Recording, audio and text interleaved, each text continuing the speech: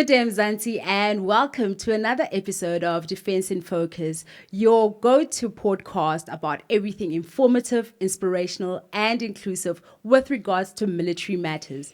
My name is Kiboni, and I get the privilege to be your host today.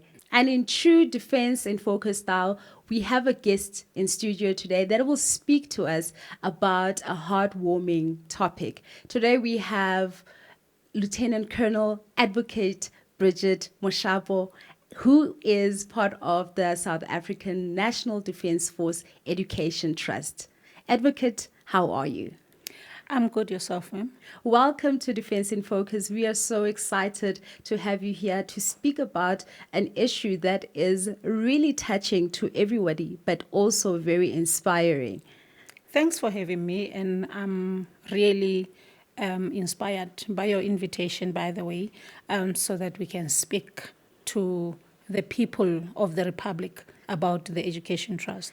So before we delve into the issues of the Education Trust, who is Advocate Bridgette Moshapo? Wow. Advocate Bridgette Moshapo was born and bred in a small township called Sharpeville in the Vaal. And fast forward, I joined the Defence Force in 1995. I trained at SANDF Col, and thereafter, my career flourished. And I must say to you that today I'm an advocate, and it all started in the Defence Force. However, I left the Defence Force in 2012, and I am back. I got so excited when you say you're from Sharpeville. Zone 14. Oh wow! So I'm happy that we are all in the Defence Force today, and great. We are really, really excited. But how do you, in your career, then get to join the Education Trust? All right. Basically, I am an admitted advocate of the High Court of South Africa. I am practicing privately. And the reason why I joined the Education Trust Fund within the South African National Defence Force is that I actually wanted to give back to the Defence Force. Yeah. As I said in the beginning, that this is where my career started. And I felt strongly that I need to come back and contribute the best way I know how. And I found the Education Trust Fund being the best place where one can contribute. And now, Advocate, please tell us, what is the South African National Defence Education Trust? Because you found that you want to give back in this way, and your passions led you to this kind of project. But what is it, and what is it about? The South African National Defence Force Education Trust Fund was established in 2013. And that was after the unfortunate incident that took place in Central African Republic, where our soldiers were deployed.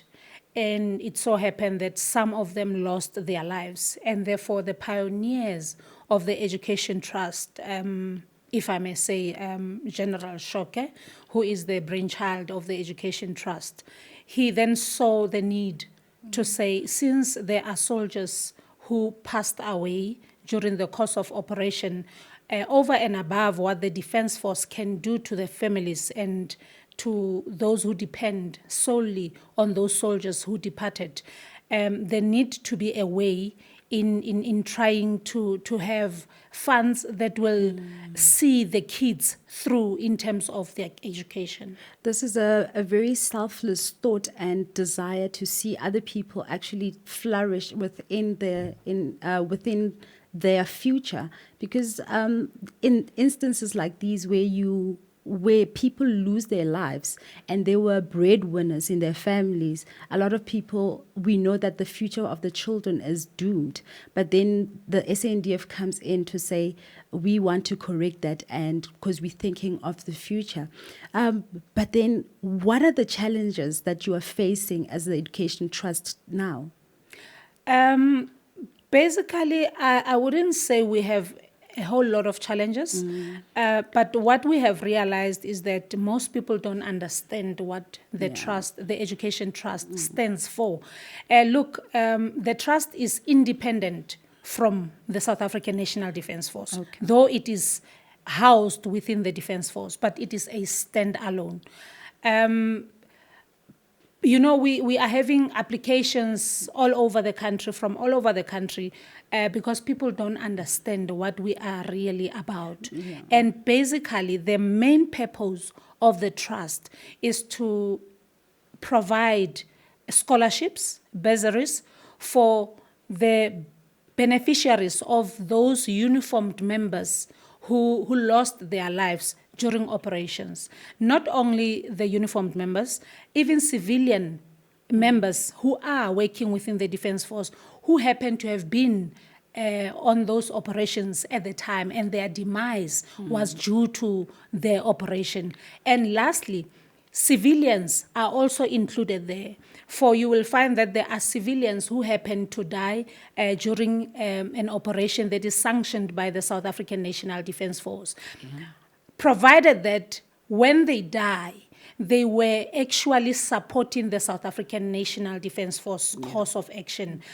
If it was not for that reason, and they were probably opposed to what the National Defence Force was doing, those beneficiaries will not be supported. Advocate, to get you right, is that, for example, God forbid, I pass on today due to a car accident going to work. That does not necessarily mean that my dependents will qualify for this fund. No, Ms. Kidboni. If you pass away due to a car accident, even if you pass away at work, at your unit, your beneficiaries will not benefit because you were not in an operation that was sanctioned by the National Defence Force. So the main purpose is to look after those who lost their lives or those who were severely injured during the course of an operation that was sanctioned by the National Defence Force. Yeah, that they can't work anymore, those Definitely. that were injured. Definitely. Okay, but then that's the one criteria. What's the other criteria in terms of dependents? Do they have to perform in a certain way to obtain the scholarship, or any dependent of those people that are deceased or injured are eligible to get this fund? Yes, Ms. Kiboni, in terms of eligibility, we firstly go through a very robust investigation. Look, a dependent can be a biological child of the deceased, and in those instances, we then require an unabridged birth certificate, for it will show, indicate who the father was, who the mother was, or is.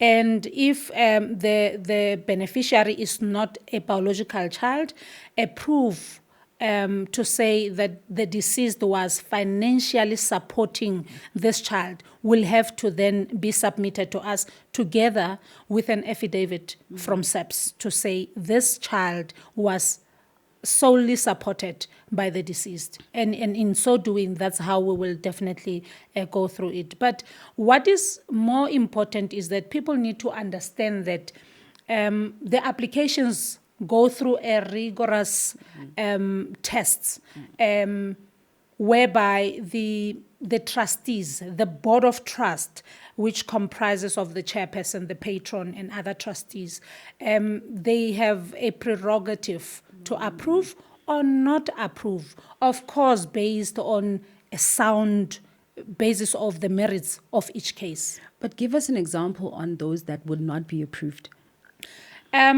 Look, if someone can come and say, this was my uncle and he was taking care of me, and they cannot prove to us to say he was paying school fees, he was buying, supporting you with whatever that you will need. Unfortunately, that cannot be approved. Hence, we are saying the applicant need to show cause and prove that the deceased was indeed supporting the child. Okay. Do you have any categories in terms of you fund primary school, high school, tertiary, or is there a limitation in where the fund is channeled?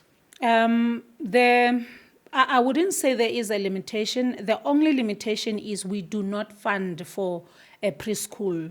However, in terms of the South African education system, as you would know, we have the GET, which is your general education and training, which commences from grade R to grade 9, and it is also subdivided into other phases. You have your grade R to grade 3, your grade 4 to, so all those grades, there is a predetermined amount which the Board of Trustees sit down annually and look at the cost of education in the country, and therefore they benchmark on those. Therefore, for primary, your secondary, and your tertiary, there are different amounts allocated to each beneficiary so that the funds are spread accordingly and fairly so.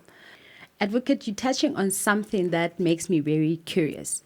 Is there a time where an applicant can apply? You are touching on you do not fund preschools. Yes. And say, for example, in 2025, the deceased child is 2 years old and they are only going to grade R in a couple of years' time. Are they eligible to apply then when they go? Is it still valid for them to apply? Thank you for that, Ms. Kibone. At that phase, when a child is still young, the parent or the guardian cannot apply. However, we normally keep communicating with them because we would have known that there is a family out there that lost one of their loved ones. Therefore, by the time a child goes to grade R, that's when we will then issue the forms to the family and advise them to apply so that we can then support the child. So the level of work that goes into this is very intricate. Whose responsibility is it then to come to you, or you go to the deceased? Because you are saying you would have kept the record, but they are unable to apply. So is it your responsibility to say, oh, so many members have passed on, we are reaching out to the families, or the families are supposed to reach out to you? Look, Ms. Kibone, we are working hand in glove with the Office of Chaplain General, who is also a trustee, by the way. The chaplains would know what transpired. We are also working hand in glove with the social workers from our SEMS. They will also share whatever information that they have after the demise, in terms of that unfortunate incident.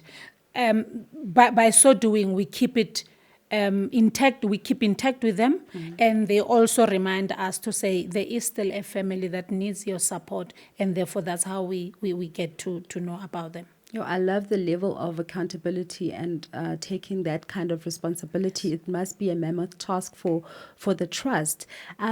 You speaking about trustees, but I'm more interested in who funds the trust. Ms. Kibone, we have a number of benefactors, from companies to individuals. And most of individuals who support the trust in terms of pledges, they are not comfortable that we make mention of their names.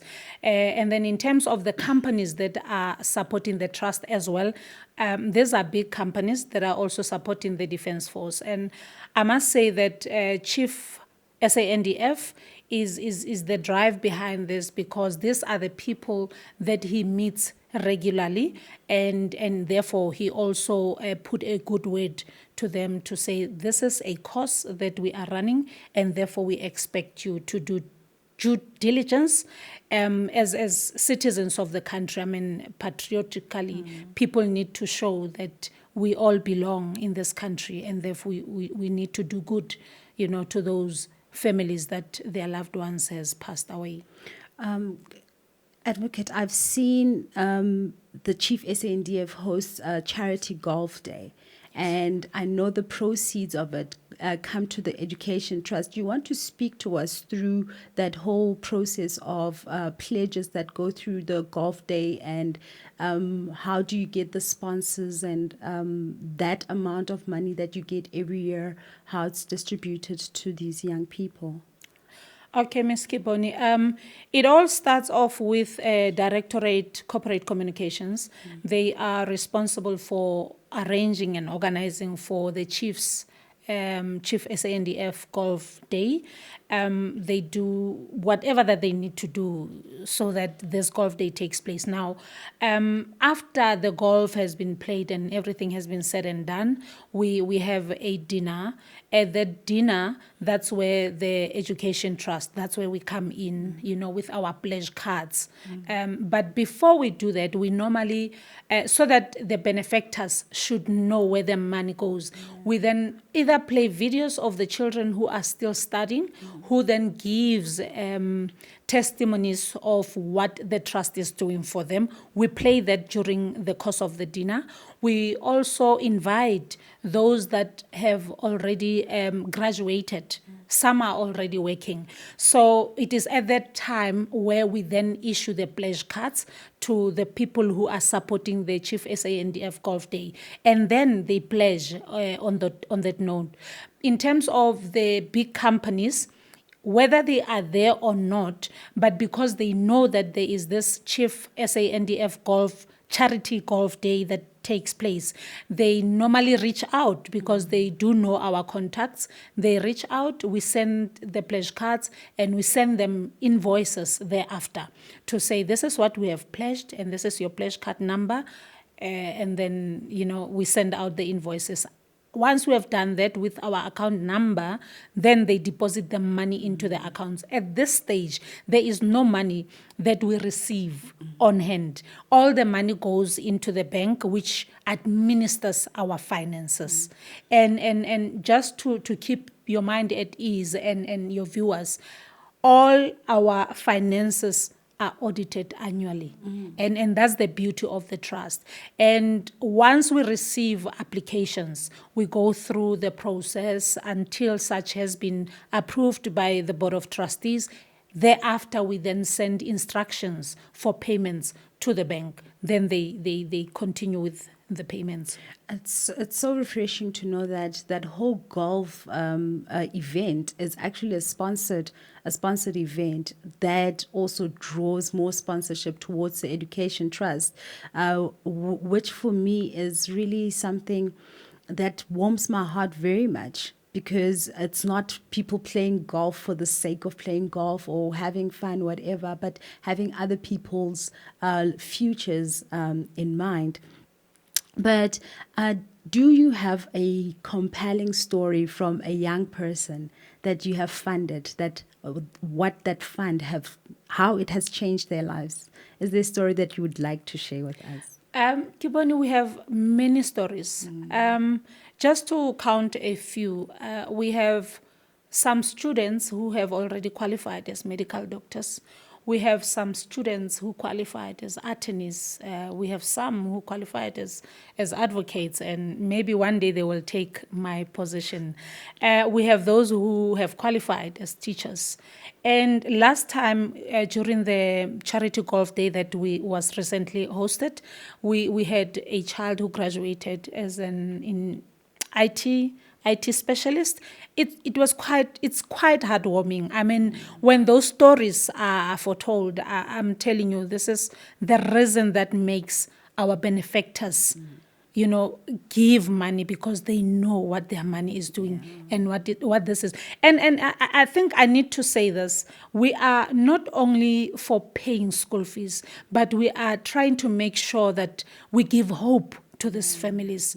We ensure that they can achieve their goals in life in the midst of the adversity that they are faced with. We are turning loss into legacy. So this is what the Education Trust is all about. I love that. You are turning loss into legacy, which is great. And if somebody wants to contribute to this fund, for example, they haven't been a part of the Education Trust, but they feel compelled in their hearts that this is what we want to do as a company, as an individual, how do they reach you?